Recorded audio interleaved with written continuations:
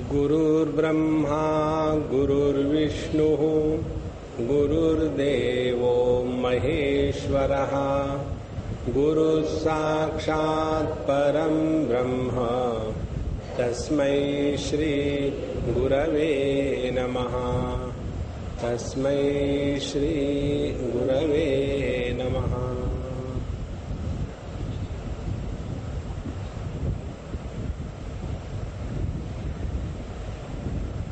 जिस ज्ञान के प्रतिपादन में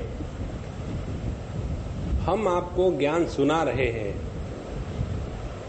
और जिस ज्ञान के प्राप्ति में हम ज्ञान प्राप्त कर रहे हैं, ये दो बातें जब समाप्त हो जाती है तब जाकर के ज्ञान की निष्ठा प्राप्त होती है। बताने वाले में ज्ञान देने का अभिमान के अभाव और सुनने वाले में ज्ञान के प्राप्ति के अभिमान का अभाव, इस अभिमान के अभाव को ही अज्ञान की निवृत्ति कहते हैं और उसी को ज्ञान की प्राप्ति कहते हैं।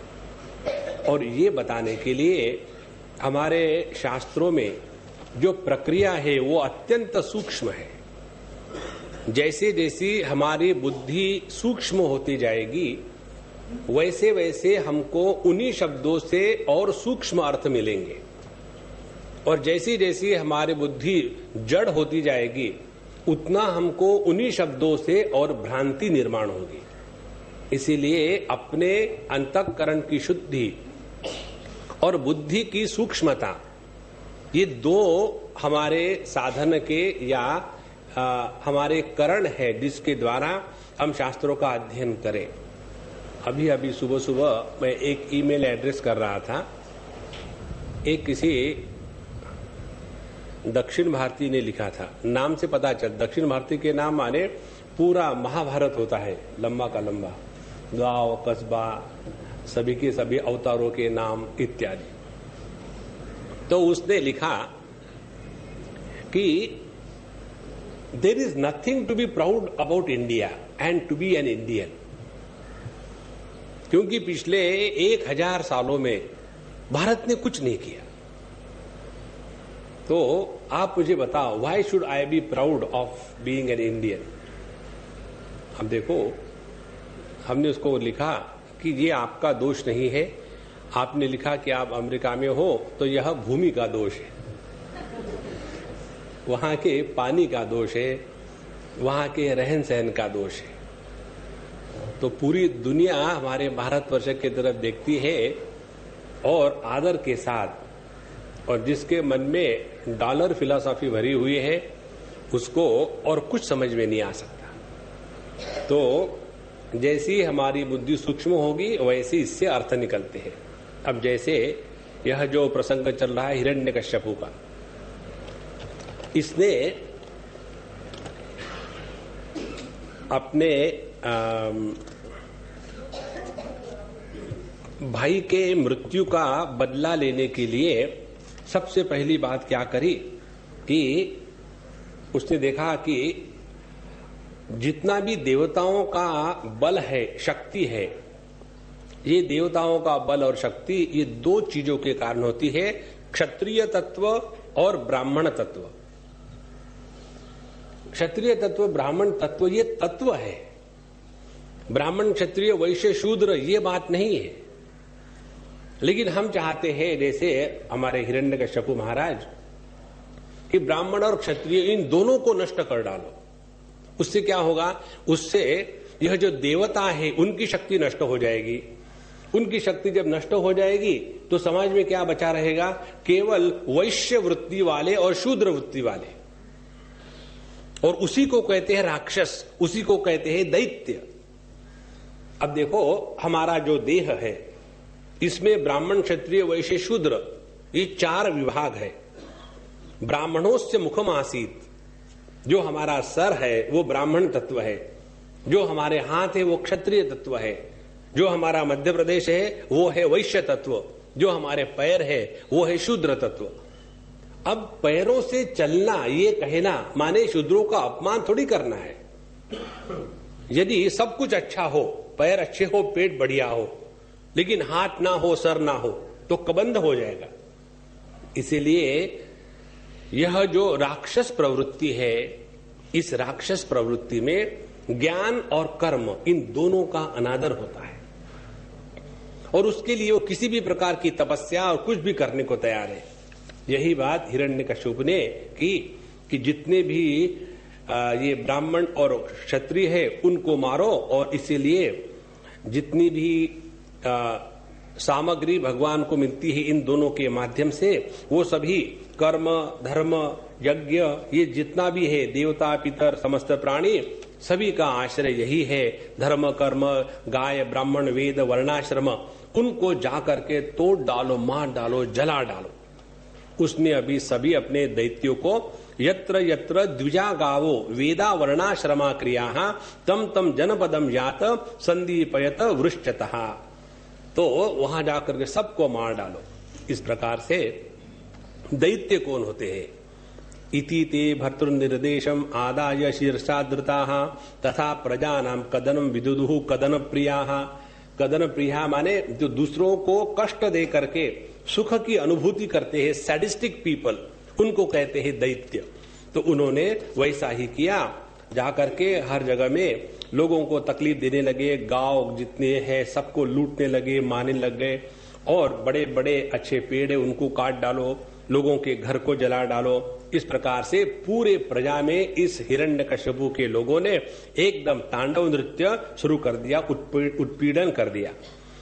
और ये सब करने के बाद फिर वो अपने भाई के मृत्यु के कारण अपनी मां दीति और उसके जो पत्नी थी रुषाभानु और उसके जो पुत्र थे शकुनी, शंबर, धृष्ट, भूत संतापन, वृक, कालनाभ, महानाभ, हरिश्मश्रु और उत्कच, इतने जो उसके बच्चे थे हिरण्याक्ष के, उन सबको इकट्ठा करके सत्संग किया। और सत्संग में उसने कहा बड़े प्यार से, बड़े शांति से, बड़े अच्छे विचारों से। देखो कैसा है व्यक्ति का व्यक्तित्व दो प्रकार का होता है। एक व्यक्तित्व में बहुत बढ़िया बढ़िया वेदांत की बात करना, और दूसरा जो व्यक्तित्व है भेद का प्रतिपादन, भेद का समर्थन, और पूरा जीवन केवल भेदमय ही रह जाए। क्यों? कि तत्व का भेद नहीं जाना है। तो हिरण्यकश्यपु महाराज कहते हैं अम्बा महे वधूपुत्रा वीरम मारहत शोचितुम रिपोर अभिमुखे श्लाघ्य शूराणाम वध इप्सितः।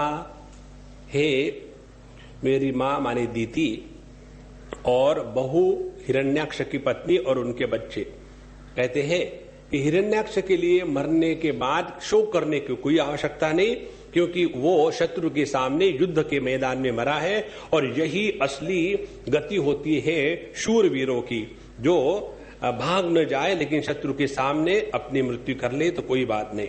और इसके बाद फिर उसका वेदांत शुरू होता है। देखो इतना जबरदस्त वेदांत है, ये सुनने के बाद कोई कहेगा नहीं कि ये हिरण्यकश्यपु ने कही हुई बातें। माने बातें करने के लिए आपको कोई साधु संत होने की जरूरत नहीं, हिरण्यकश्यपु होने के बाद भी बातें तो सभी कर सकते। देखो कैसी मजे की बात है। तो भूतानाम संवासः भूतानाम यह संवासः प्रपायामि व सुव्रते दैवे नैकत्र नीतानाम उन्नीतानाम स्वकर्मभिः। देखो भैया, ये जो सब हम लोग इकट्ठे होते हैं ना, जैसे प्याऊ पर लोग इकट्ठे हो जाते हैं। और क्यों इकट्ठे होते हैं? पानी पीने के लिए। इसी प्रकार से अपने अपने कर्म के द्वारा प्रभावित होकर के हम सब लोग यहाँ इकट्ठे होते हैं। थोड़ी देर रहेंगे फिर चले जाएंगे, ये तो इस जगत का नियम है, इसमें दुखी होने की क्या बात है? देखो, यदि मनुष्य स्वयं दुखी होता है तभी वो दूसरों को दुख देने की कल्पना कर सकता है। जिसके हृदय में आनंद का समुद्र उभड़ पड़ा है वो किसी को दुख नहीं दे सकता। ये जीवन का एक मूल तत्व है। जो सुखी व्यक्ति है वो किसी को दुख नहीं देगा, और जो किसी को दुख देता है तो भले बाहर से सुख का नाटक कर रहा हो, लेकिन उसके अंदर में कहीं ना कहीं कोई खटक है, कहीं ना कोई दुख है, उसके कारण वो दूसरे को सुखी देख करके कभी सुखी नहीं होता। हमने आपको दिन बताया था, एक बार किसके घर हम गए थे, घर माने क्या, परेशानी का भंडार, उसको घर कहते। और हम वहां गए, ऐसे बात हो रही थी, उनके पत्नी ने हमको कहा कि, हमने कहा कि अम्मा छोड़ो, मस्त रहो, देखो मेरे तरफ कैसे मैं मस्त रहता हूं। बस उनको इतना गुस्सा आया, आप ही के कारण हमारे घर में ये सब हो रहा है। क्या हो रहा हमारे कारण? शांति आनंद आ रही है? नहीं, हम और दुखी हो रहे हैं, क्योंकि ये तो ऐसे हो गए हैं, इनको कुछ कहो फर्क ही नहीं पड़ता। और जितनी जिम्मेदारी है सिर्फ मुझे पर आ गई है, ना तो बच्चे की पढ़ाई का देखते हैं, ना तो कुछ समझते हैं, कुछ बताओ तो अपना कहे कोई बात नहीं, हो जाएगा, कोई दिक्कत नहीं। कैसे दिक्कत नहीं, परेशानी मुझे है। तो जब व्यक्ति स्वयं दुखी होता है तो दूसरों को सुखी नहीं देख सकता। यहां इसने अंदर में यह घृणा थी, दुख था, इसीलिए पहले सबको नाश करने का, मारने का काम कर लिया, भेद का काम। अब जहां तक के प्रवचन की बात आई तो उसने अपने सबके घर के संबंधियों को इकट्ठा किया और शुरू कर दिया, भूतानामिह संवासः प्रपायामि वसुव्रते। देखो भैया, इस प्रकार से हम लोग यहां प्यास लगने पर जैसा व्यक्ति पानी के स्थान पर पहुंच जाता है, उसी प्रकार से अपने अपने कर्म के अनुसार हम सब लोग इकट्ठे आ गए हैं। पानी पी के चले जाएंगे तो अपना कर्म जैसा नष्ट हो जाएगा, फिर चले जाएंगे। इसमें रोने धोने की क्या बात है? देखो, वेदांत बोलने के लिए अकल नहीं लगती, वेदांत को जीवन में उतारने के लिए परमात्मा की भक्ति लगती है। जिस वेदांत के साथ प्रभु का नाम स्मरण ना हो, वह वेदांत हमको वेदांत बना देता है। अच्छा, अब ये तो हो गया पहला इंट्रोडक्शन सत्संग का। देखो बढ़िया लेक्चर दिया उसने। आगे कहता है अब तत्व का चिंतन। नित्य आत्मा व्यया शुद्ध सर्वगः सर्ववित्परः धत्ते सावात्मनो लिंगम मायया विसृजन गृणान। आत्मा तो नित्य है, अविनाशी है, शुद्ध है, सर्वगः सर्वगत है, सर्ववित्परः सर्वज्ञ है और सभी देह इंद्रिय मन बुद्धि इत्यादि से परे है। और इसी अविद्या के कारण यह आत्मा सूक्ष्म देह को स्वीकार करता है और सूक्ष्म देह में स्वीकार करने के पश्चात जिस प्रकार से प्रवचन के जो अंग है वो इसमें आपको सब मिलेंगे। पहला अंग है जो सुनने वाले हैं उनका ध्यान अपनी तरफ आकर्षित कर लेना, उसको कहते भूमिका।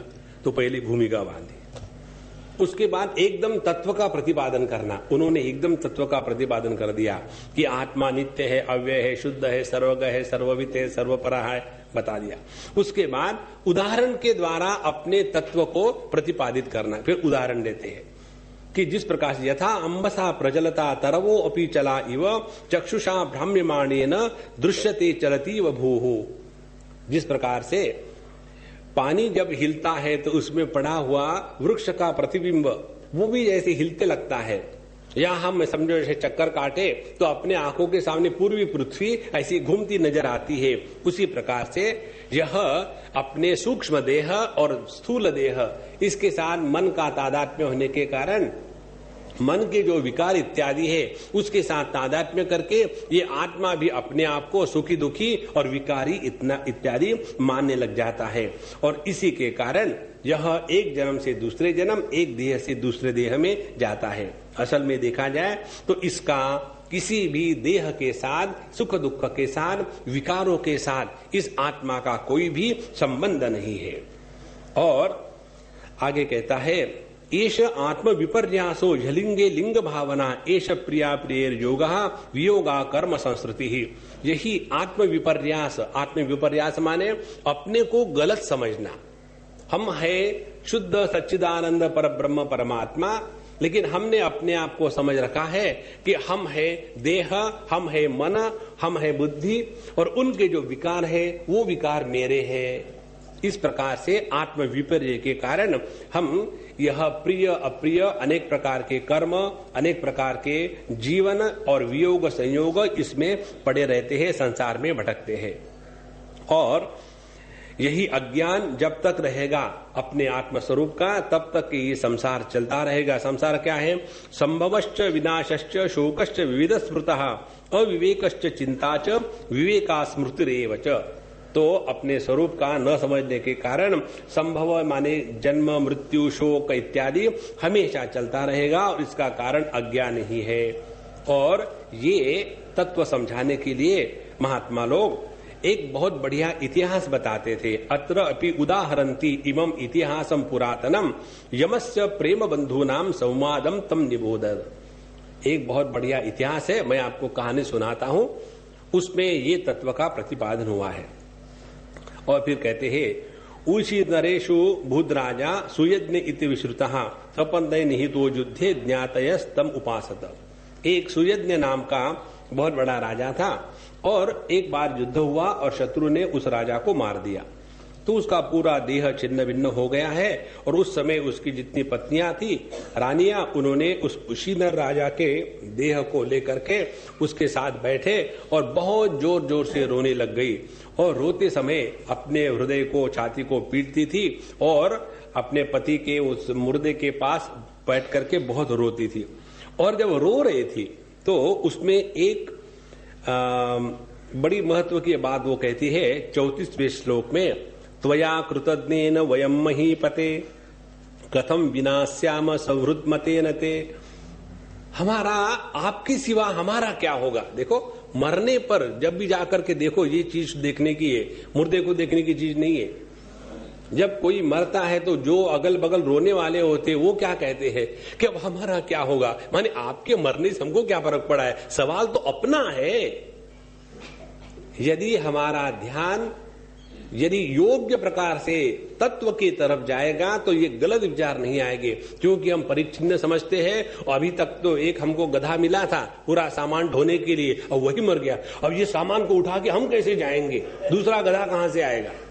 देखो महाराज, ये जीवन का मीठा सत्य है, कड़वा सत्य नहीं। सत्य हमेशा मीठा होता है। इस मिठाई क्या है, एक गधा मिला है तब तक रगड़ लो,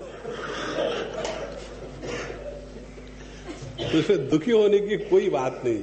और गधा कौन सा है, अपना देह, उसको रगड़ करके प्रभु के प्राप्ति में लगाओ, बाकी सब ठीक है अपने स्थान पर। अब वो अपनी रो रही थी कि अब हमारा कैसा होगा, हम तो आपकी चेरिया है और आप हमको आज्ञा दीजिए, हम आपके साथ वहां आएंगे। मरने की बात था कि वहां भी आपको सुख से नहीं रहने देंगे। और ऐसा रोते रोते रोते उनकी शाम हो गई। शाम होने के बाद यमराज महाराज ने सोचा कि बड़े दुखी है वहां। तत्र प्रेत बंधु नाम आश्रित्य परिदेवितम तान आहतान बालको भूत्वा यमः स्वयं उपागतः। तो भगवान यमराज ने एक बालक का रूप धारण किया और बालक का रूप धारण करके वे वहां आए। और आने के बाद उन्होंने बात करना शुरू कर दी उन रानियों से। कहते हैं कि अहो अमीशाम वयसाधिकानाम विपश्यताम लोक विधिम विमोहा। आप तो सब मेरे से बड़ी हो और आपने तो आज तक कितने लोगों को मरते हुए दिखा है और अभी इतने बूढ़े हो रहे हो, और फिर भी ये सिंपल बात समझ में नहीं आती कि मनुष्य को एक दिन तो जाना ही है। कहां जाना है, जहां से आया वहां जाएगा, कहां जाने का सवाल नहीं है। अब ये देखो, यदि हम अपने को देह माने तो देह कहां से आया। जैसे अपने चौपाटी की जो भेल बनती है ना, वैसे ब्रह्मा जी देह बनाते हैं। एक आकाश के कटोरी में फिर पहले 2 चम्मच हवा, 3 चम्मच अग्नि, 4 चम्मच फिर पानी और फिर 5 चम्मच उसमें पृथ्वी तत्व, ये सब करके ऐसा ऐसा करके और फिर उसमें प्राण छींटते हैं। और जब वो प्राण छींट जाते हैं तब जाकर के वो यहाँ की ईंट वहीं का रोड़ा, भानुमती ने कुंभा जोड़ा, देह तैयार हो गया। तो देह जहां से आया, पंचभूतों से आया, वहीं चला जाएगा। यदि हम अपने को जीव समझते हैं तो जीव का स्वरूप क्या है, जह जीव जो है परमात्मा का अंश है, तो वो वहां पहुंच जाता है। इसीलिए रोने धोने से कोई मतलब नहीं है, इसलिए तुम क्यों इतना शोक करते हो।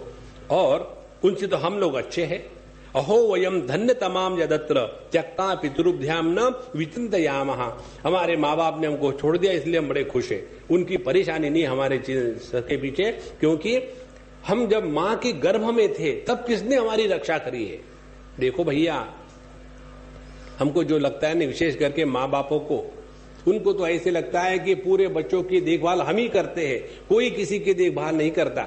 जिनको माँ बाप नहीं होते क्या वो वैसे ही रहते हमेशा? अरे भाई कई सालों से देख रहा हूं तुम इतने ही हो माँ बाप नहीं है तो ऐसे पड़े। ऐसे थोड़ी होता है, वो लंबे होते हैं अच्छी करते। तो ये हमारी विशेष एक कल्पना मात्र है कि जिसके कारण हम सोचते हैं कि हमारा देखभाल करने वाला जगत का कोई व्यक्ति है, तो जिसने हमारे गर्भ में रक्षा करी है वही हमारे अभी भी रक्षा करेगा। इसलिए इस जगत में इस प्रकार से देखो कि जगत का पूरा जो निर्माण है भगवान ने अपने मौज से किया है। जब तक उसकी मर्जी है तब तक रहेगा, जब चाहेगा तब उसको मिटा देगा।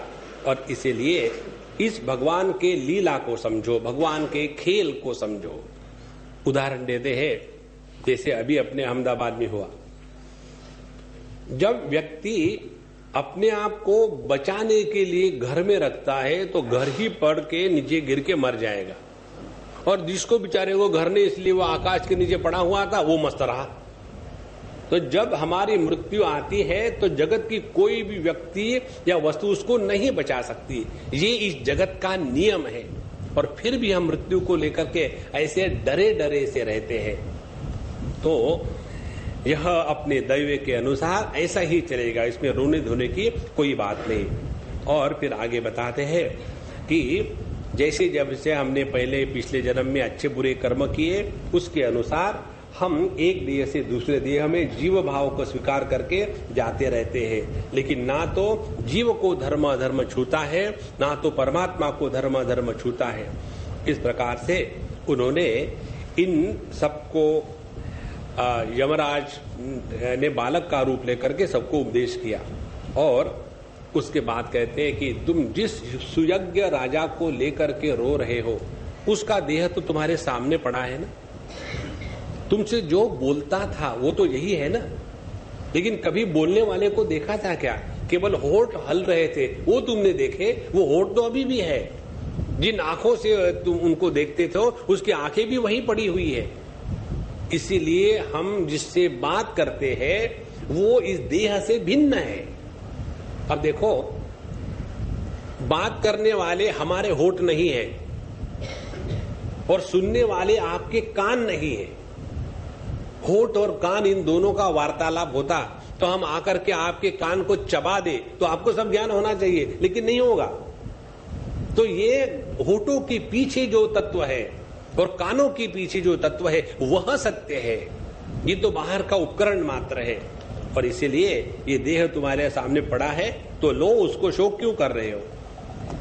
इसके बाद यदि हम ये कल्पना करें कि प्राणों के द्वारा ये सब देह का चलन वलन चलता है तो वो प्राण तो जड़ है अपने आप में, वो कुछ नहीं कर सकते।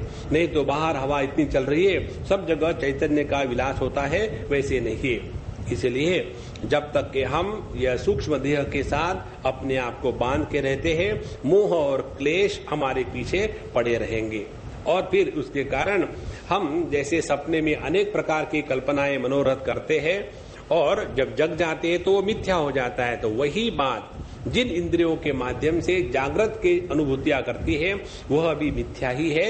इसीलिए जो तत्व को जानने वाले तत्वज्ञ पुरुष है, ना तो वो इस देह के जिंदे रहते हुए शोक करते हैं, ना तो मरने के कारण शोक करते हैं, क्योंकि देह का प्रकृति में विकृति आना स्वाभाविक है। ऐसा यमराज ने उन सुयज्ञ के रानियों को उपदेश करने के बाद फिर उन्होंने एक छोटी सी कहानी बताई। देखो, कहानी में कहानी कितनी विंडोज खुल गई। ये बिल गेट को लगता है कि उसने नई बात निकाली है, लेकिन हमारे भगवान वेद व्यास ने इतनी विंडो खोल के रखी है, यदि आपको मालूम नहीं कौन सी विंडो क्या कर रही है तो आप खिड़कियों से देखते रहोगे, दिखेगा कुछ नहीं। तो एक और विंडो खुल गई और कहते हैं कि एक बहेलिया था और वो जाकर के पक्षियों को जाल में पकड़ के मार के खा जाता था। तो एक बार दो पक्षी थे, पति पत्नी, उसमें उसने देखा कि ये पत्नी को लुभाना बड़ा आसान है। मैं यहाँ की कथा पढ़ रहा हूं, मेरे तो वैसे मत देखना, स्वामी जी हमेशा हमारे पीछे लगे हुए। तो पत्नियों को लुभाना बड़ा आसान है और इसलिए उसने उसको बड़ा शीघ्र ही फंसा लिया। बढ़िया बढ़िया दाने डाले, बढ़िया बढ़िया बातें करी और आकर के उसकी तारीफ करी। और वो जो पत्नी थी उस पक्षी की, वो वहां जाके बैठे। जब वो वहां फंस गई तो ये जो पति महाराज थे दूर से बड़े दुखी हो रहे थे कि देखो भगवान तुम कैसे हो, तुमने ये सब जगत रचा है और ये मेरी पत्नी इतनी छोटी सी, इसको मार के आपको क्या मरने वाला है, उसको छोड़ दो ना। लेकिन मैं कुछ भी नहीं कर सकता, ये बहेलिया बड़ा तगड़ा है, वो तो मुझे भी मार डालेगा। घर में बच्चे हैं, बच्चों की देखभाल कौन करेगा, उनको स्कूल में कौन भेजेगा। अनेक प्रकार का चिंतन वो करके रो रहा था। उस समय वो बहेलिया ने देखा कि ये पक्षी अब एकदम टारगेट के जैसा शांत होकर के चिंता मग्न था, मेडिटेशन नहीं कर रहा था। आदमी जब चिंता मग्न होता है ना, तब भी एकदम मेडिटेशन के जैसे शांत हो जाता है, दुखी। और उसी समय उस बहेलिये ने तीर बाण ले लिया और एकदम उसको मार करके उसको नीचे गिरा दिया। अब ये कहानी बताने के पश्चात यमराज कहते उनको, तुम्हारी कंडीशन एग्जैक्टली वैसी है। वो सुयज्ञ यहां मरा पड़ा है और तुम यहां बैठ करके रो रही हो, लेकिन मालूम है यह जो काल है सब पर लागू होता है। जैसे उस बहेलिये ने एक दूसरे पक्षी को जो केवल देख रहा था मुर्दे को, शांत होकर के, उस काल ने उसको भी मार दिया। तो जितने हम लोग इस मृत्यु को देख करके रोने वाले हैं, ये भूल जाते हैं वही मृत्यु तत्व, वही काल तत्व हमारी आयु एक एक क्षण से घटा रहा है। इसीलिए अपने जीवन का जो सदुपयोग है, इस मृत्यु को लेकर के विलाप करने में न गंवाए। तो जैसे हमारे समर्थ रामदास स्वामी इसी को लेकर के कहते हैं, मरे एक त्याचा दुजा शोक वाहे, अकस्मात तो ही पुढे जाता है।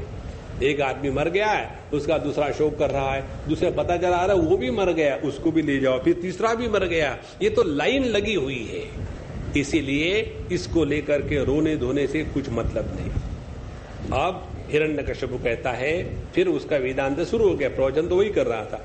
तो कहते हैं देखो, बालम एवं प्रवदति सर्वे विस्मित चेतसः ज्ञातयो मे निरे सर्वम अनित्यम यथोत्थितम। तो उन्होंने उस बालक की सभी ज्ञानपूर्ण बातें सुनी और उनको बड़ा आश्चर्य हुआ। और फिर उन्होंने वो समझ करके उस स्त्रियों ने अपने शोक को संभाल लिया और ये समझ लिया कि ये संसार है दुख और अनित्य है, मिथ्या है। इसका ये सब बताने के बाद फिर हमारे यमराज महाराज अंतर्धान हो गए और फिर सुयज्ञ की उन्होंने सभी रानियों ने मिलकर के अंत्येष्टि कर दी। इसीलिए किसी भी प्रकार से इस जगत में शोक करना योग्य नहीं है। ततः शोचत मायूयम परम चात्मानमेव च, क आत्मा क परो वात्र स्वीय पारक एववा। इसीलिए ना तो अपने लिए ना तो दूसरे के लिए, ना तो मरने के लिए ना तो मरने के भय के लिए कभी भी शोक करना जस्टिफाई नहीं हो सकता। और देखो, संसारी लोग और जो साधु संत है उनमें मूल फर्क क्या है? गतासु न गतासुश्च नानुशोचन्ति पंडिताः। जो जीवन में शोक नहीं करते वो ज्ञानी पुरुष है। और ऐसे जब ज्ञानी पुरुष इस जगत में रहते हैं तो जो अज्ञानी है उनको फिर नाटक करने को टाइम नहीं मिलता। वहां जाएंगे, जैसे अभी भूकंप जो हुआ है, वहां जाकर के बस अब मुझे बड़ा दुख हो गया है और दुख के कारण हम इतना पैसा देंगे, ये करेंगे। देखो, जीवन में यदि दुख हुआ है तो दुख का अभिप्राय हम शोक से अभिभूत न होवे। सेवा करो जितनी कर सकते हो प्रेम से, सुखी हो करके। दुख का प्रभाव स्वयं को दुखी होने में कभी नहीं करना चाहिए। यदि इन लोगों का दुख देख करके, चाहे लातूर की ट्रेजेडी हो, चाहे भुज की हो, कहीं की भी हो, यदि हम लोगों के मन में, माने जो भी ये कार्य में लगे हुए, उनके मन में वास्तविक प्रेम होता तो वहां का जितना मिसमैनेजमेंट और मिस एप्रोप्रिएशन ऑफ फंड्स है वो कभी नहीं होता। ये तो ऊपर ऊपर की दिखाने की बातें हैं, इसमें कोई तथ्य नहीं है। इसीलिए साधु संत इस जगत में सब कुछ सेवा करते हैं, लेकिन रोते धोते नहीं है। और चूंकि वो रोते धोते नहीं है, इसका अर्थ ये नहीं कि उनके हृदय में प्रेम नहीं है। इस प्रकार से स्वपराभिनिवेशेन विना ज्ञानेन देहिनाम, हम जब दूसरे के साथ और अपने देह के साथ अभिनिवेश तादात्म्य करते हैं और बिना ज्ञानेन, क्योंकि हमको अपने स्वरूप का ज्ञान नहीं है, इसीलिए हमेशा दुखी रहते हैं।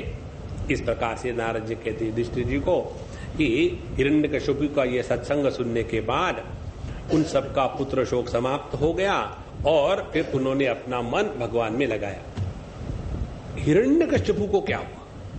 देखो, सवाल ये सीखना है हमको।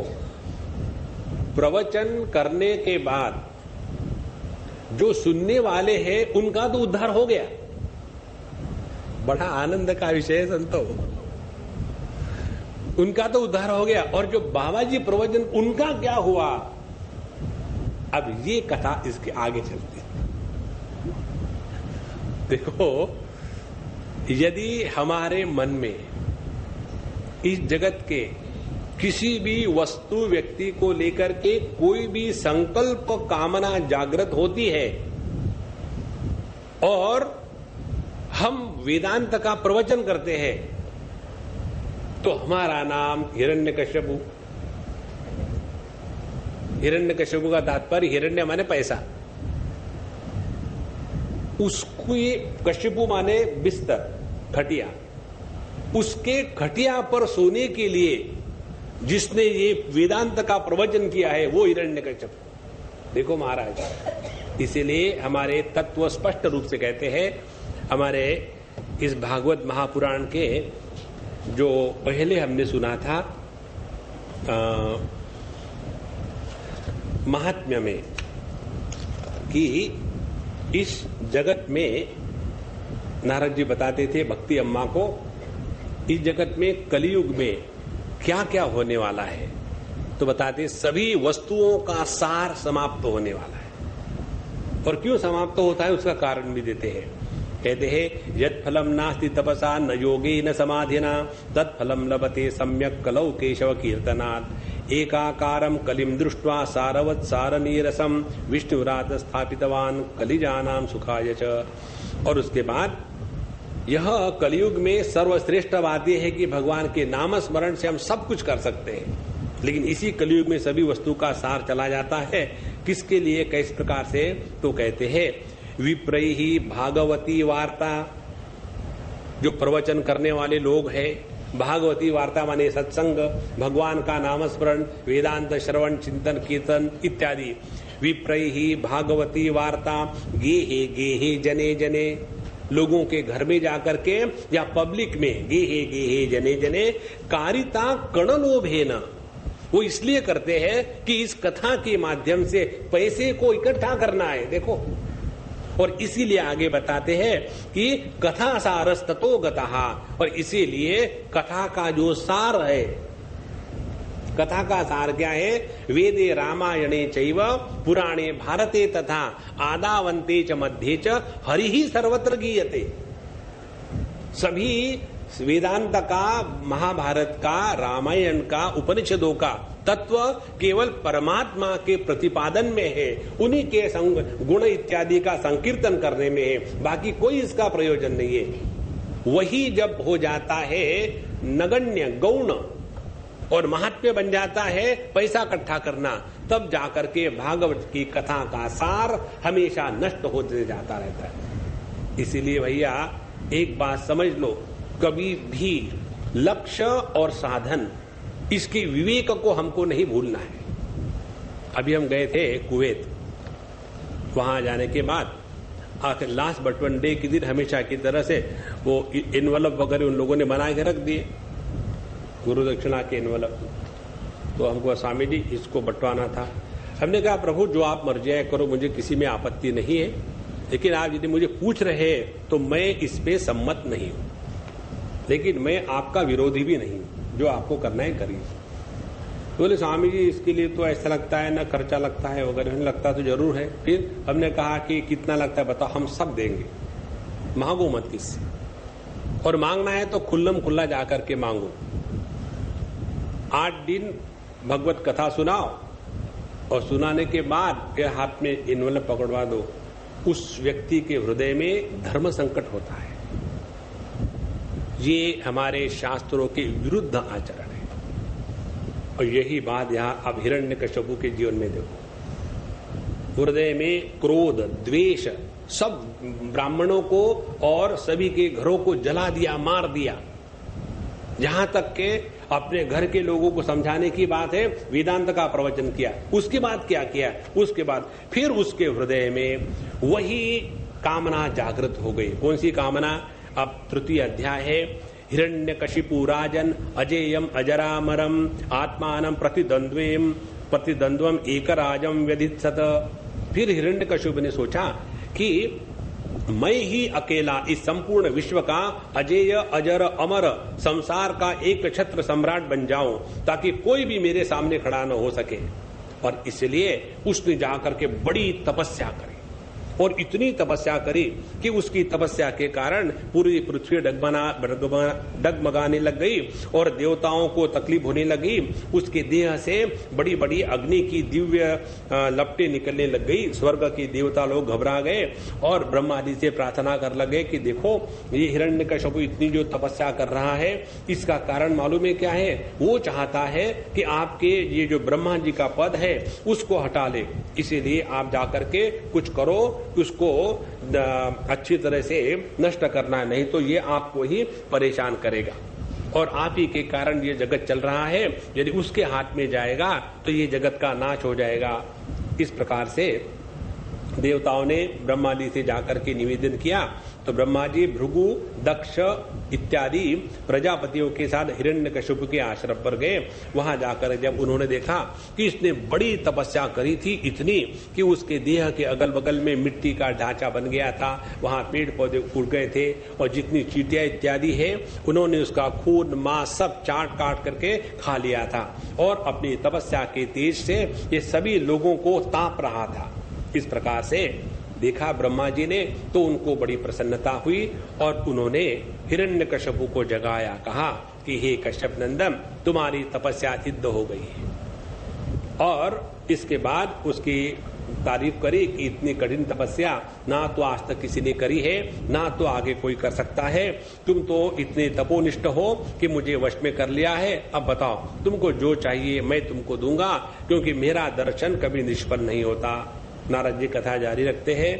कहते हैं ऐसा जब कहा और फिर उन्होंने अपने कमंडलू से दिव्य जल निकाला और हिरण्यकशिपु के उस तपोमय देह पर छिटका, तो वो स्वर्ण देह से परिपूर्ण होकर के एकदम जवान के जैसा हो गया।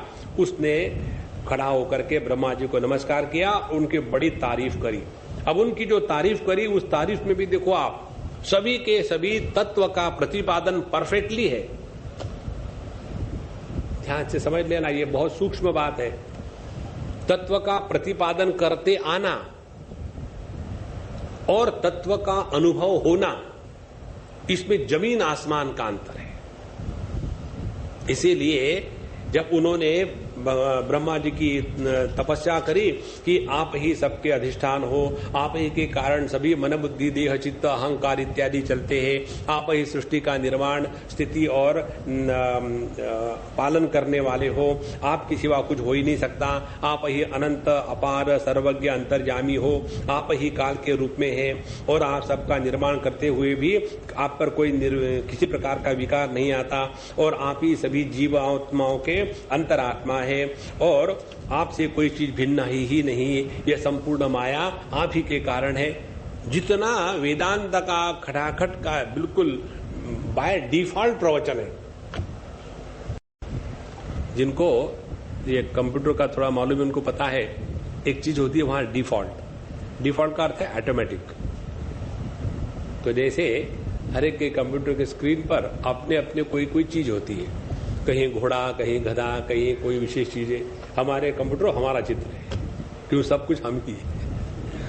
और डिफॉल्ट जैसे ऑन करो अपने आप आ जाता है। उसी प्रकार से ये जो वेदांत का ज्ञान है, सामने कोई देखा, कॉलर पकड़ी, वेदांत शुरू। वो चाहता है नहीं चाहता है कुछ नहीं, इस प्रकार से इन्होंने बड़ी तारीफ करी ब्रह्मा जी की। और ये सब तारीफ होने के बाद फिर कहते हैं, अब तारीफ किस लिए होती है? कुछ चीज मांगने के लिए। इसीलिए कहते हैं अति विनया धूर्त लक्षण। तो उन्होंने कहा कि देखिए, यदि दास्य अभिमतान वरान में वरदोत्तम, हे वरदोत्तम, सभी वर देने में जो श्रेष्ठ ब्रह्मा जी, हम आपसे एक वर मांगना चाहते हैं। यदि आप हमको वर देना चाहते हैं तो ऐसा कि हमारे किसी के भी द्वारा प्राणी दैत्य नाग किसी की भी द्वारा मृत्यु ना हो, ना बाहर ना अंदर, ना दिन में ना रात में, और आपके बनाए किसी प्राणी के अतिरिक्त किसी से भी हमारी मृत्यु शस्त्र से अस्त्र से पृथ्वी पर आकाश पर ना होवे। युद्ध में कोई भी मेरा सामना न कर सके, मैं समस्त प्राणियों का एक छत्र सम्राट हो जाऊं, सभी इंद्रादि लोक है उनके जैसी मेरा महिमा होती रहे, और मुझे सबसे ज्यादा ऐश्वर्य प्राप्त हो, और वही मैं चाहता हूं। अब देखो, इतनी वेदांत की बात करने के बाद मांगा क्या? देखो कितनी सरल बात है। यदि हमारे ज्ञान का प्रभाव जगत में नाम, ऐश्वर्य, स्तुति, कीर्ति इसके पीछे लगा है, तो हमने परमात्मा को भूल करके केवल इस पृथ्वी या प्रकृति के जड़त्व को ही अपने आप को समर्पित किया है। इसलिए व्यक्ति के मांग से पता चलता है कि वो व्यक्ति कहां है। यदि भगवान आपके सामने आ गए और पूछा कि क्या चाहिए, तो हम मांगे मेरे बच्चे को परीक्षा में पास करना, तो समझ लेना घटिया मम्मी है, कुछ खास नहीं। साक्षात परमात्मा सामने आने के बाद परमात्मा को छोड़ करके यदि दूसरी कोई चीज हमारे मन में आती है तो समझ लेना अभी भी हमारे आंखों से ये अज्ञान का पर्दा उठा नहीं है। इस जगत में परमात्मा को छोड़ करके किसी भी वस्तु की इच्छा करना, इससे बढ़ करके और कोई पाप नहीं। तो इस प्रकार से उन्होंने वर मांगा। अब देखो वेदांत का कैसा ज्ञान दिया था उसने अपनी बहू को, अपने छोटे भाई की पत्नी को, अपनी माँ को बहुत बढ़िया ज्ञान दिया। आत्मा अजर अमर है, ये तो होते ही रहता है दुनिया में, कोई आता कोई जाता है, लेकिन जहां तक कि मेरा सवाल है मैं हमेशा बना रहूं। इसी को कहते हैं असुर वेदांत। अपने बात को मनवाने के लिए जब शास्त्रों का आधार लिया जाता है तब उसको कहते हैं असुर वेदांत। वेदांत का तात्पर्य ये पेट भरने की विद्या नहीं है। अच्छा महाराज, उसके पश्चात अब चतुर्थ अध्याय में प्रवेश करते हैं। नारद उवाच, यहां हिरण्यकश्यप ने फिर अपने घर गृहस्थी को शुरू कर दिया। नारद जी कहते हैं, एवं मृतः शतधृति हिरण्यकशिपोरथ प्रादत्त तपसा प्रीता वरास्त सुदुर्लभान। ऐसा जब हिरण्यकशिपु ने वर मांगा तो उस वर को उन्होंने हिरण्यकशिपु को दे दिया। और ब्रह्मा जी ने कहा कि ताते में दुर्लभा पुंसाम जान ऋणुषे वरान मम तथापि वितराम्यंग वरान यद्यपि दुर्लभान। हालांकि तुमने जो वर मांगा है वो बड़ा कठिन है, दुर्लभ है, लेकिन फिर भी ये सब वर मैं तुमको दे देता हूं। और नारद जी कहते हैं, ब्रह्मा जी का वर तो कभी झूठ हो ही नहीं सकता, क्योंकि वे स्वयं भगवत स्वरूप है। और उन्होंने फिर ब्रह्मा जी की पूजा इत्यादि करी और ब्रह्मा जी अपने लोक चले गए। और वहां जाने के बाद अब ये हिरण्यकश्यपु का राज्य शुरू हो गया। ये तो हमेशा भगवान विष्णु की, परमात्मा की द्वेष करने वाली वृत्ति रखता था, क्योंकि उसके भाई को उन्होंने मारा था, उसके मन में यही द्वेष लगा हुआ था। और उसने जितने भी योनियों के लोग होते हैं, जैसे तीनों लोग, देवता, असुर, नरपति, गंधर्व, गरुड़, सर्प, सिद्ध, चारण, विद्याधर, ऋषि, पितर, अधिपति, मनु, यक्ष, राक्षस, पिशाच, राज, प्रेत, भूतपति, ये सभी की सभी भिन्न भिन्न योनियां हैं। इन सभी को इस हिरण्यकशिपु में अपने वश में कर लिया है और सभी की शक्ति और स्थान छीन लिए थे। और जो स्वर्ग का नंदनवन था वहां रहने लग गया और इंद्र का जो स्थान था जहां इंद्र रह करके हमेशा रहता था उस इंद्र के महल में जाकर के रहने लग गया और वहां के सभी प्रकार के भोग है भोगों में लिप्त होकर के उनका शासन भी करता रहा। और वो इतना कठोर था अपने शासन में कि सभी के सभी लोग उससे डरते थे और हमेशा अनेक प्रकार के भोग में रह करके उसकी आंखें लाल लाल हमेशा चढ़ी रहती थी और अपने इस पुरुषार्थ के ताकत से वो इंद्र सिंहासन पर बैठ रहा। और उस समय सभी के सभी लोग, नारद जी कहते, मैं भी जाकर के उसकी तारीफ करता था। इस प्रकार से यह जो हिरण्यकश्यपु इतना बलवान हो गया कि जितने भी लोग अनेक प्रकार की आहुति डालते थे, यज्ञ इत्यादि करते थे, उस सभी की सभी आहुतियों को वही छीनने लग गया। चारों तरफ केवल उसी का साम्राज्य और पूरी की पूरी पृथ्वी प्रकृति उस हिरण्यकशिपु के लिए नाचती थी। जो वो चाहता था वही होता था। इस प्रकार से जहां तक के मटेरियलिस्टिक प्रोग्रेस इज पॉसिबल, उस पे हिरण्यकशिपु के जैसा आज तक ना कोई हुआ ना कोई आगे होगा। और इस प्रकार से यह बड़ी कठोर प्रकार से भोगों में लगा हुआ है और इसी में वो अपने जीवन को चला रहा था। और ऐसा जब होते होते समय चला तो सभी देवताओं ने जाकर के भगवान से प्रार्थना करी कि ये सब लोग बड़े दुखी है, कुछ आप करिए। तो भगवान कहते मुझे सब मालूम है, थोड़ा पेशेंस रखो, मैं सब ठीक कर लूंगा। लेकिन क्योंकि जो भी व्यक्ति, ये बहुत महत्व का विषय है, यदा देवेषु वेदेषु गोषु विप्रेषु साधुषु धर्मे मयि च विद्वेषः सवा आशु विनश्यति।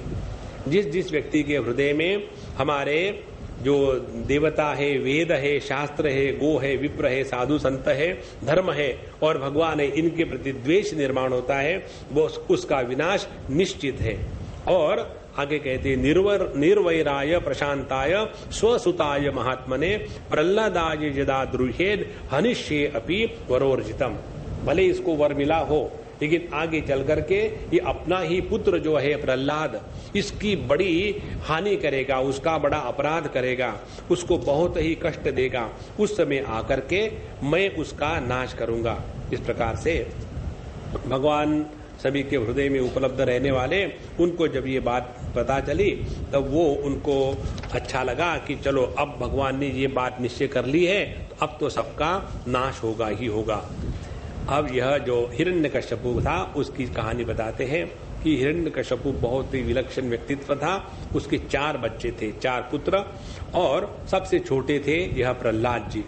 और यह बहुत ही बचपन से ही भगवान के असीम भक्त और जितने सद्गुण हम सोच सकते हैं, सभी के सभी सद्गुण उनमें थे। ब्राह्मण भक्त, सौम्य स्वभाव, सत्य प्रतिज्ञ, जितेंद्रिय, सबके साथ समानता का व्यवहार और सबका भला सोचने वाले और करने वाले, ऐसे प्रह्लाद जी का जीव था।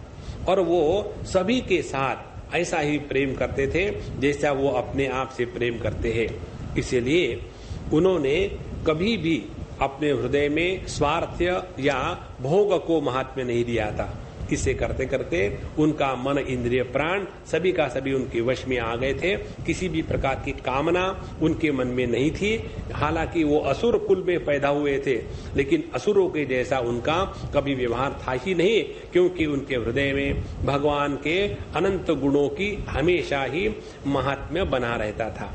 इसीलिए जब भी देवता लोग भगवान के भक्तों की बात करते थे तो उसमें प्रह्लाद के चरित्र को हमेशा कहा करते थे कि इसके जैसा भक्त भगवान का ना कभी हुआ ना आगे कभी होगा, क्योंकि इसके हृदय में बचपन से ही भगवान के प्रति स्वाभाविक प्रेम था।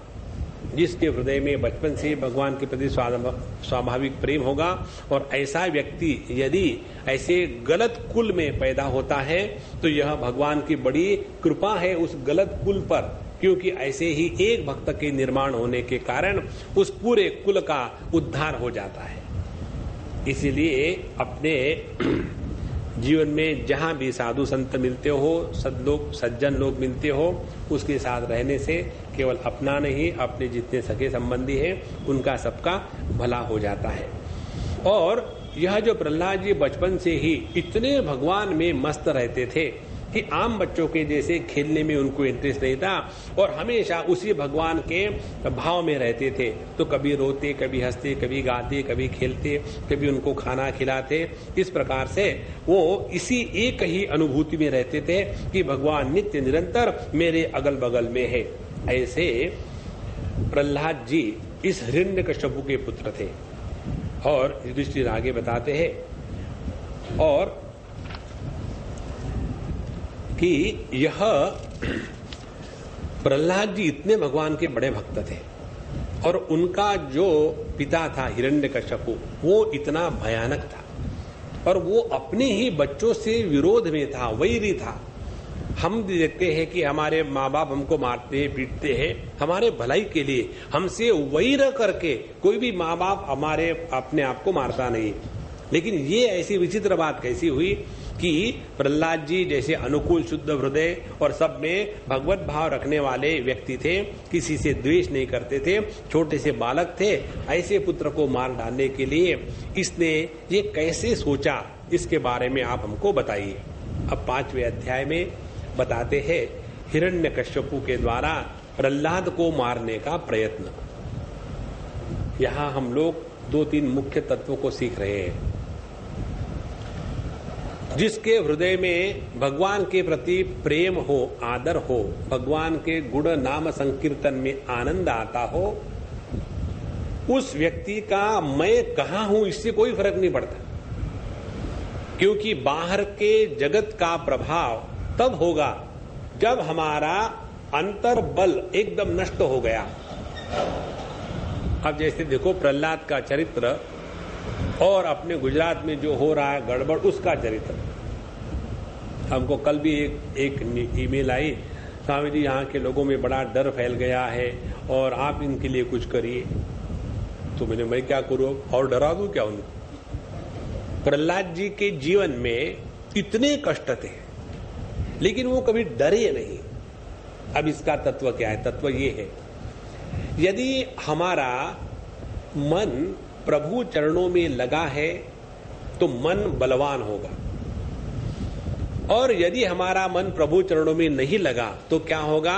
हमारा मन और प्राण शक्ति ये एक दूसरे से बिखर जाएंगे, और जितनी एक दूसरे से बिखर जाएंगे माने जितनी हमारी प्राण शक्ति विषय, भोग, संपत्ति को इकट्ठा करना, दूसरों को तकलीफ देना, अनेक प्रकार के संकल्पों करके उसमें अपने आप को बिखेर देना, इसमें जब तक हमारी प्राण शक्ति नष्ट होती रहेगी तब तक के आत्मबल जागृत नहीं होगा।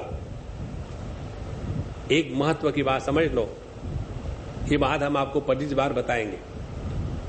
वो बात ये है कि हमारे प्राण और मन इसमें क्या एक दूसरे के साथ रिलेशन है। जब हमारे मन के संकल्प को लेकर के प्राण विरोधी बनता है तो मन की शक्ति समाप्त हो जाती है। जैसे हमने संकल्प किया भगवान का नाम स्मरण करेंगे और संकल्प करने के बाद नाम स्मरण नहीं किया, क्यों? क्योंकि मन चाहता भले कुछ हो लेकिन हमारे प्राण जो शक्ति है वो समर्थन नहीं कर रही है। अब नहीं करेंगे, बाद में करेंगे, अभी जरा पिक्चर देखते हैं। इस प्रकार से जब प्राण हमारे मन का समर्थन नहीं करेगा तो हमारा मन वीक हो जाता है। इसीलिए अपने जीवन में ये साधना सब पकड़ो भैया, जिसको हम करते इसलिए आपको बता रहे। अपने प्रत्येक सांस के साथ प्रभु का नाम लिया करो, यही जीवन में अंतिम क्षण में और हमेशा अपने साथ आने वाली वस्तु है। बाकी माता पिता बंधु सखा अपना नहीं कोई, ये जगत में कोई किसी का नहीं है। इस प्रभु के नाम को पकड़ के रखो तो जितना भगवान का नाम हमारे मन में एकदम बैठ जाएगा उतना हमारा आत्मबल बढ़ेगा, और जितना आत्मबल बढ़ेगा उतना, जैसे प्रहलाद जी को उनके पिताजी ने इतने कष्ट दिए, ना तो उनको कभी डर लगा, और दूसरी महत्व की बात, ना तो उनको अपने पिता के प्रति दुर्भावना निर्माण हो गई। ये दो आत्मशक्ति के लक्षण है। यदि हमारे मन में किसी ने हमको बुरा कहा, हमको हमारे चरित्र का हनन किया, हमको लूट लिया, कुछ भी किया, और फिर भी उस व्यक्ति के प्रति हमारे मन में मजाक में भी दुर्भावना ना हो, तब जाकर के हम भगवान के भक्त है, तब जाकर के साधना चल रही है। अन्यथा हमारा आत्मबल कम है। ये बताने के लिए यह प्रहलाद जी और हिरण्यकश्यपु इन दो चरित्रों का वर्णन यहाँ आ रहा है। अब हिरण्यकश्यपु का ये जो जीवन है, अपने बच्चे के साथ व्यवहार, ये बताते हैं कि पौरोहित्याय भगवान वृतः काव्य किलासुरैः चंडामर्को सुतौ तस्य दैत्यराज गृहांतिके। यह हिरण्यकश्यपु के घर के पास ही जो शुक्राचार्य जी महाराज थे, जो दैत्यों के पुरोहित थे, उनके जो पुत्र थे शंड और अमर्क, वो ही रहते थे। और ये दोनों की जिम्मेदारी थी प्रहलाद को सभी जो नीति है, दैत्य नीति, वो पढ़ाने के लिए, जिसमें अर्थनीति इत्यादि भोग सब बातें हैं, वो पढ़ाने के लिए रखा गया था। और प्रहलाद जी सब बात सुनता था उनकी, जो बताया और वैसे के वैसे बता दिया वापस। और उनको लगता कि बड़े अच्छी बात है, हमारा विद्यार्थी बड़ा इंटेलिजेंट है। लेकिन प्रहलाद जी के मन में धर्म, अर्थ, काम, इन तीनों चीजों को लेकर के कभी भी उत्साह जागृत नहीं होता था, क्योंकि वो केवल अपनी पढ़ाई है तो पढ़ाई पूरा करते थे। और इस प्रकार से उनके हृदय में किसी भी प्रकार का अपना पराया और झूठ का दुराग्रह नहीं था। एक दिन हिरण्यकश्यपु ने अपने पुत्र को गोद में लिया और गोद में लेकर से बड़ा प्यार से कहा कि बेटा, तुम तो आजकल KG1 KG2 में जाते हो, तुमको क्या पढ़ाते हैं तुम्हारी मिस। तो यहाँ उन्होंने प्रहलाद जी को गोद में लिया बड़ा प्यार से और कहा कि बेटा, तुमको क्या पढ़ाते हैं, बताओ, तुमको क्या सबसे अच्छा लगा। मुझे रोना अच्छा लगा आजकल का। दूसरा बच्चा होगा, मुझे वो इलेक्ट्रॉनिक गेम अच्छे लगते हैं। अब प्रहलाद जी देखो क्या कहते हैं। प्रहलाद जी कहते हैं, तत्साधु मन्ये असुरवर्यम देहिनाम सदा समुद्विग्न धियाम सद्ग्रहान हित्वात्मपातम गृहमंधकूपम वनम गतो जद हरिम आश्रयेत। मैं तो इसी को सबसे बढ़िया मानता हूँ कि मनुष्य इस जगत में मैं और मेरा इसी असद दुराग्रह को लेकर के बड़े दुखी रहते हैं। और एक दुखी दूसरे को सुखी करने का प्रयत्न वैसा ही करता है जैसा एक अंधा दूसरे अंधे को एक अंधकूप में ले जा रहा हो। इसीलिए मैं तो यही सोचता हूँ कि दुनिया के चक्कर में न फंस करके भगवान की शरण में ले जाए अपने आप के मन को। यही जीवन में सबसे श्रेष्ठ बात है। अब देखो, हिरण्यकश्यपु भगवान विष्णु नारायण का दुश्मन और उसका पुत्र कहता है कि श्री हरि के चरणों में मन को लगाना चाहिए, यही सबसे बढ़िया बात है। उनको इतना गुस्सा आया और गुस्सा आने के बाद पहले तो खूब जोर से हंसा राक्षस के जैसा, और उसने सोचा कि हमारे गुरुजनों के घर में कोई घर भेदी आ गए हो, विष्णु की तरफ से भेजे हुए, इसीलिए इन बच्चों को गलत प्रकार से बात समझाई जा रही है। तो उन्होंने उनको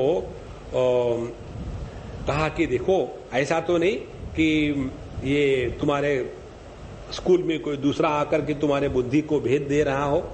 तो उन्होंने कहा कि ऐसी कुछ बात नहीं है, क्योंकि प्रहलाद जी बताते हैं कि हमारे गुरुजी ने ये नहीं सिखाया हमको, वो हमको क्या सिखाएंगे। जिसकी स्वयं की बुद्धि भ्रष्ट हो गई हो, भोगी कभी भी त्याग का वर्णन नहीं कर सकता। भोगी व्यक्ति कभी भी दान का वर्णन नहीं, लेने की बात कर, देने की बात नहीं कर सकता। देना बैंक में अकाउंट भी नहीं खोलेंगे, लेना बैंक हो तो ठीक है। तो ऐसा जो व्यक्ति इस माया के दुराग्रह से फंसा हुआ है और हर एक को अपना पराया मान के रखता है, तो ऐसे व्यक्ति को क्या समझ लेना है। और यह जो आत्मा को न समझने के कारण मैं और मेरा ये झूठा भेदभाव पैदा हो गया है, ऐसे अज्ञानी लोग जो स्वयं भी जानना जीना ठीक नहीं जानते, वो दूसरे को क्या पढ़ाएंगे। और इसीलिए इन लोगों ने मेरी क्या बुद्धि बिगाड़ी है। भगवान का चरित्र, भगवान ही ऐसे है कि स्वयं होकर के मेरी बुद्धि उनके चरणों में चली जाती है। नारद जी इस कहानी को आगे बढ़ाते कहते हैं, इतनी सब बात जब प्रहलाद ने अपने गुरुजनों से कही तो चुप हो गए और उन्होंने कहा कि इसको अभी मारो पीटो, इसको खूब दंड देना चाहिए। जो दो गुरुजन थे उसके, षंड और अमर्क, उन्होंने अनेक प्रकार से प्रहलाद को साम दाम दंड भेद इस प्रकार से खूब समझाया, धमकाया और धर्म अर्थ काम इसी प्रकार के अनेक शिक्षा दी और ऐसा धीरे धीरे अनेक महीनों तक फिर अपने साथ रखा। और फिर दूसरे बार प्रहलाद जी अपने घर आए हॉलीडेज में। आने के बाद फिर उन्होंने, अब उनकी माता ने उनको बढ़िया नहलाया धुलाया, कपड़े पहनाए और फिर हिरण्यकशिपु के पास, दूसरा प्रसंग है, उसके पास ले गए और फिर उन्होंने बड़ा आशीर्वाद दिया और बड़े खुश हो गए। अपने बच्चे को उन्होंने गोद में लिया, प्रेम से उनके आंखों में आंसू आए और बड़ा प्रेम से वही बात उन्होंने कही कि देखो बेटा, प्रहलाद अनुच्चताम तात स्वधीतम किंचित उत्तमम।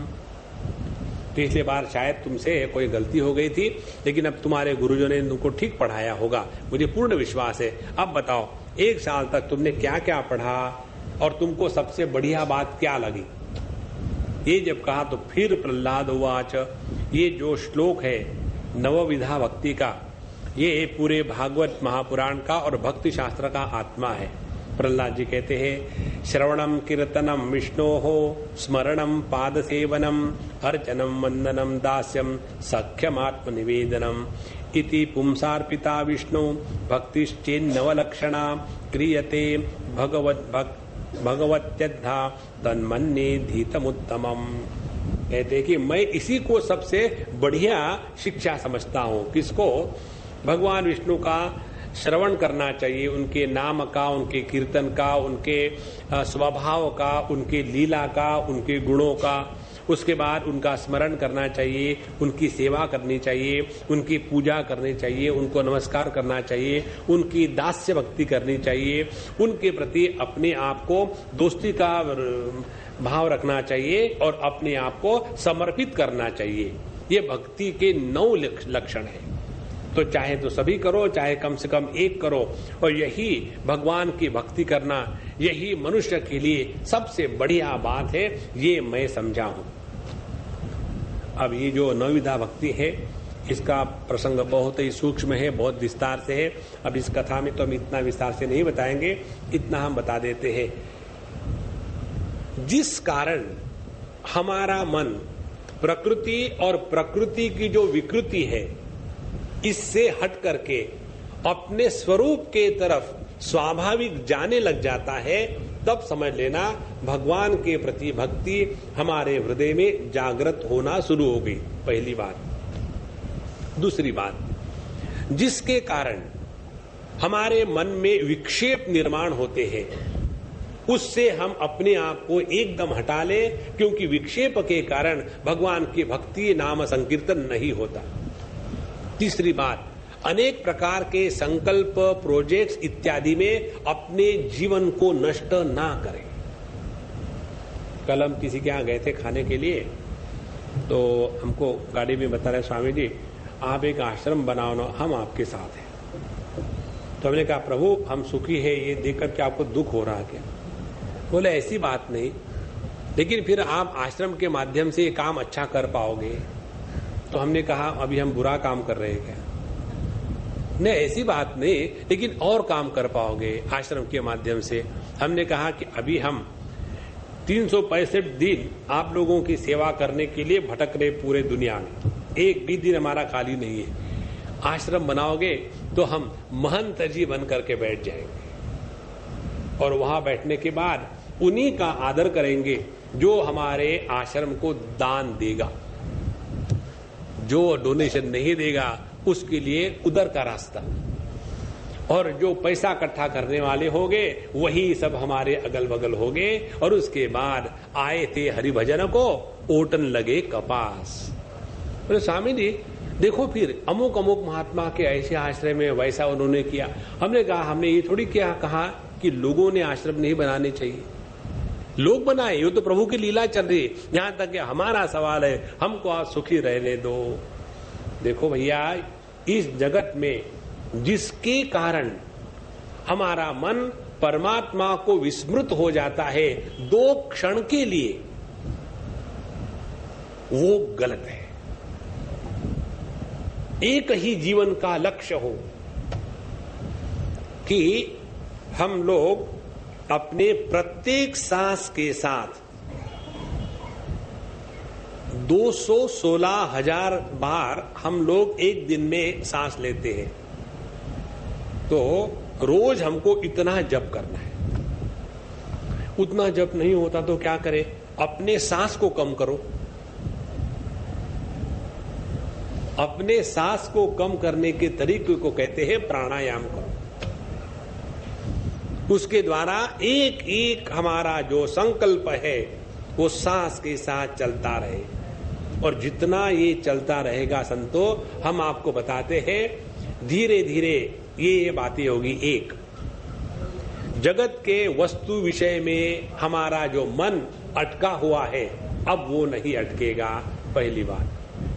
दूसरी बात, जो हमारा मन जगत में अपने और पराये ये रिश्ते निर्माण कर रहा है, ये रिश्ते निर्माण होने बंद हो जाएंगे। तीसरी बात, मन में स्वाभाविक शांति जागृत हो जाएगी। चौथी बात, अपने आप मौन हो जाओगे। और पांचवी बात, मौन व्याख्या प्रकटित पर ब्रह्म तत्वम युवानम। जब हमारा मन इस मौन को प्राप्त हो जाता है, निर्विचार मन को ही चैतन्य कहते हैं। तो जितनी हमारी साधना है, इस साधना में अपने मन का चैतन्यीकरण करना है, ये लक्ष्य है। बाहर में ईंट पत्थरों में अपने सर को पीट करके नष्ट करना, ये जीवन का लक्ष्य नहीं है। ऐसा भाव जब हमारे हृदय में जागृत होगा, तब हमको प्रहलाद जी के वचन स्मरण समझ में आएंगे। श्रवणम कीर्तनम विष्णु हो स्मरणम पाद सेवनम अर्चनम वंदनम दास्यम सख्यम आत्म निवेदनम इति पुंसार्पिता विष्णु भक्तिश्चे 9 लक्षणा। इस 9 लक्षणों में से एक को भी पकड़ लो तो बाकी सब अपने आप आ जाती है, क्योंकि सभी के सभी का तात्पर्य है अपने मन को उसके स्वरूप में बिठा देना। अपना मन, उसमें 2 बातें हैं, वृत्तियां और ज्ञान। ज्ञान है चैतन्य और वृत्तियां है उस ज्ञान पर आए हुए मानो विकार, वैसे विकार नहीं है। तो विकारित चैतन्य को कहते हैं मन, और अविकारी मन को कहते हैं चैतन्य। तो जितने हमारे मन के विकार है वो हमेशा आते हैं दूसरे की भावना लेकर के, दूसरे को सत्य समझ करके। इसीलिए जब हमको बताते हैं विचार मत करो, उसके चक्कर में पड़ने के स्थान पर अपने स्वरूप का विचार शुरू कर दो कि मैं कौन हूं। तो आप देखेंगे शब्द स्पर्श रूप रस गंध, इसका व्यापार अपने स्वरूप में हो ही नहीं सकता। मेरा रूप क्या है, मेरा गंध क्या है, मेरा रस क्या है, ये सवाल आता ही नहीं मन में। मेरे कारण ही सब कुछ हो रहा है। जितनी हमारी बुद्धि अपने स्वरूप के तरफ जाएगी, अपने आप मन निर्विकल्प होने लगेगा। और यह विचार रहित मन की प्राप्ति, यही साधना की पराकाष्ठा है। यही सब कुछ करना है, और इसके लिए इससे बढ़कर के और कोई सादा उपाय नहीं है। श्रवणम कीर्तनम विष्णु हो स्मरणम पाद सेवनम। जिन्होंने इसको किया अनेक सालों तक, 1 नहीं 2 नहीं 30 40 50 साल आप सब कुछ करो, लेकिन आखिरी समझो आपके जीवन के 8-10 साल बचे हुए, उस समय आपके दिमाग में कीड़ा आ जाए, अब अपना स्थान बनाना चाहिए। हमारे उत्तर प्रदेश में स के पहले अ लगाते हैं, अपना स्थान बनाना चाहिए। अस्पष्ट बोलो, अस्पष्टाय नमः, भगवान विष्णु का एक नाम है स्पष्ट। तो अपना स्थान बनाना चाहिए। जो सब कुछ किया, इतने सालों तक नाम स्मरण किया, सत्संग किया, भगवान का सब कुछ किया, एक बार ये कीड़ा दिमाग में घुस जाए, अपना एक स्थान बनाना है। समझ लेना उसके बाद भगवान की याद नहीं आएगी। उसके बाद याद आएगी इसके लिए सीमेंट चाहिए, उसके लिए ईंट पत्थर चाहिए, उसके लिए आर्किटेक्ट चाहिए। भगवान की पेंडिंग बहुत साल तक तुम्हारा नाम ले लिया है। इसीलिए भैया अपने मन को इस जगत से हटा लो। हम एक नहीं दो नहीं, कितने अच्छे अच्छे हमारे मित्र हैं उनको जानते हैं। हमको एक ने कहा कि भाई अब हमको तुम्हारी बात समझ में आ रही है। क्या बात? तुम ऐसे करो, मेरा ये आश्रम तुम ले लो। हमने और फिर क्या करूं? फिर जो करना है करो। तो ठीक है, ये आश्रम में लेने के पहले ही तुमको दान कर दे, री बैक, टेक इट बैक। बोले स्वामी जी मुझे समझ भी नहीं, उस समय मुझे नहीं पता चला। कितने लोगों ने मुझे कहा कि ऐसे करो, अपने ब्राह्मण विद्यार्थियों को वेदों का अध्ययन करने के लिए हम आपकी सहायता करेंगे। तो मैंने सोचा कि ये तो बड़ा अच्छा कार्य है और शुरू कर दिया। उसके बाद सुबह से शाम तक की वही कह दूसरा विषय ही नहीं। भगवान तो मैं भूल रही हूं, अब यही चल रहा है। इसीलिए जिसके द्वारा परमात्मा की विस्मृति होती है उसका उसी समय डिलीट, एक ही क्लिक, उसे विचार मत करना। तो श्रवणम कीर्तनम विष्णु हो, स्मरणम पाद सेवनम, अर्चनम वंदनम दास्यम, सख्यमात्मा निवेदनम। इस प्रकार से जब प्रहलाद जी ने अपने पूरे अध्ययन का निचोड़ बताया, देखो ये अपने पूरे अध्ययन का निचोड़ है। निचोड़ क्या है कि केवल परमात्मा, दूसरा कुछ नहीं जगत में। जब तक के ये पक्का बिल्कुल निष्ठा के साथ पकड़ के नहीं रखेंगे तब तक के दुनिया आपको यहां से वहां नचाती रहेगी और वही संसार चलता रहेगा। लेकिन फिर भी यदि हमारे मन में आता है नहीं वो तो ठीक है, भगवान तो सब जगह है ही ना, तो यदि ये मन में विचार आया तो समझ लेना माया अपना कार्य कर रही है।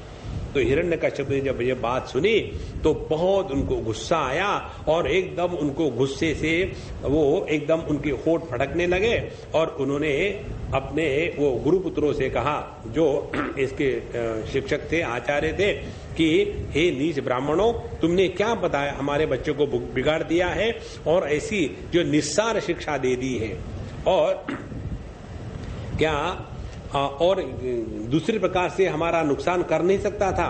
यही शत्रु हमारे घर में ही समझो घुस रहा है। इस प्रकार से वो बड़े गुस्सा कर गए उन षंड और अमर्क पर। तो उन्होंने कहा कि देखो हे इंद्र शत्रु, हमसे गुस्सा मत करो, हमने इनको कुछ नहीं कहा है, ये तो इसकी स्वाभाविकी बुद्धि है। नैसर्गिकी यम मति ही अस्य राजन नियच्छ मन्यु कददः स्ममानः, ये तो स्वाभाविक ऐसा है, हमको आप दोष मत दीजिए। उसके पश्चात नारद जी कथा चलते हैं, युधिष्ठिर को बताते हैं।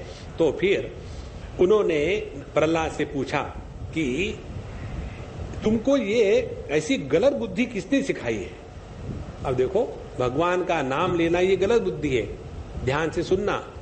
हिरण्यकश्यप उस समय नहीं था, आज भी है। जब कोई लड़का आकर के हम लोगों के पास ज्यादा बैठने लग जाता है, एक अभी गया था अभी अहमदाबाद में, मैं एक लड़की को मैं जानता हूं कई सालों से, पिछले बार गया था तो उसने कुछ बताया ऐसा वैसा है, इस बार गया, आई थी वो सत्संग के लिए, बोले स्वामी जी मेरी शादी हो गई। बहुत बढ़िया, कांग्रेचुलेशंस। और फिर उसके पति के साथ भी हमारी बात हुई, खाना पीना खाया साथ में। तो वो मुझे बताया स्वामी जी इसने मुझे एक कंडीशन डाली शादी के पहले। कौन सी कंडीशन? बोले ये कंडीशन डाली, तुम आश्रमों में नहीं जाओगे, कहीं भी चली जाओ, मैं तुमको रोकूंगा नहीं, लेकिन बाबा जी के चक्कर में आश्रम में नहीं जाओगी। तो हमने कहा फिर तुम क्यों आई? बोले स्वामी जी ये आपको बाबा जी नहीं समझते। फिर बहुत बढ़िया बात है, जो भी समझो। तो हमारे मन में ये डर लगता है कहीं कोई यह आध्यात्मिक मार्ग पर चल पड़ा तो उसका सत्यानाश हो गया है। ऐसे जो विचार वाले हैं वो सभी के सभी हिरण्यकश्यप। तो प्रहलाद जी ने जब ये सुना अपने पिता के मुख से कि ये उल्टी बुद्धि आपको आपके गुरु से नहीं मिली तो कहां से मिली? तो प्रहलाद जी कहते हैं कि देखो मतिर्न कृष्णे परतस्वतो वा मिथो विपत्तेत। गृहव्रतानाम माने जो घर में फंसे हुए हैं उनको यह ऐसी मति स्वाभाविक नहीं होती, क्योंकि यह तो अदांत गोभीर विशताम तमिश्रम पुनः पुनर्चर्वित चर्वणानाम। वो तो पिसे को पिस रहे हैं, वही तमाकू वही चूरा, इसी में जो लगे हुए हैं उनका मन थोड़ी भगवान में लगेगा। फिर ये कैसा आता है, आगे बताते हैं कि जब तक के हम अपने कर्मों में बंधे हैं, जब तक के हमारे मन में जगत के विषय इसके प्रति ज्यादा महात्म्य है, तभी तक हम कभी भी भगवान के बारे में ना तो सोच सकते हैं, ना तो उनके बारे में मन में विचार आते हैं। ये तो तब होता है जब भगवान की कृपा हो, सत्संग हो, साधु संतों के साथ रहने का अवसर मिले, उनकी चरणों की धूली हम अपने सर पर ले, तब जाकर के ऐसी मति भगवान में होती है, अन्यथा नहीं। और ऐसी जब उन्होंने प्रहलाद जी ने बात कही तो उसका सुनने के बाद हिरण्यकश्यप इतना गुस्सा हो गया, उसने फटक से अपने बच्चे को जमीन पर पटक दिया और पटकने के बाद कहा इसको अब मारो, एकदम सबको आज्ञा दे दी, इसको मारो, ये यहाँ रहने लायक नहीं है। इस प्रकार से इतने छोटे बचपन में ही इसने भगवान की भक्ति करके अपने पिताजी, अपने माँ सबको भूल गया है, और इसीलिए इसको मारना ही अच्छा है, ऐसे पुत्र से पुत्र न होना ठीक है। इस प्रकार से उसने अपने बच्चे को मारने की आज्ञा दे दी। और जैसे आज्ञा मिली तो सभी के सभी वहां के जितने दैत्य उपस्थित थे उन्होंने सोचा कि अब इसको मारो, और अनेक प्रकार के त्रिशूल, भाला इत्यादि लोग लेकर के उसको मारने लग गए और अनेक प्रकार के कष्ट दिए। बहुत विस्तार का वर्णन है। फिर भी इसको कुछ नहीं हुआ, प्रहलाद जी ज्यों के त्यों रहे।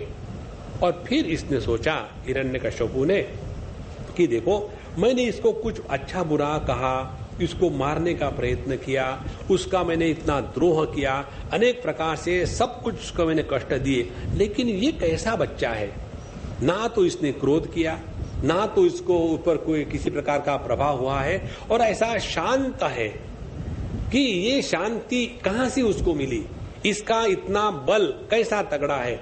और इसीलिए उसने फिर ये सोचा कि शायद इसी के कारण मेरी मृत्यु न हो जाए, और ऐसे करते करते उसका मन फिर अब लटकने लग गया।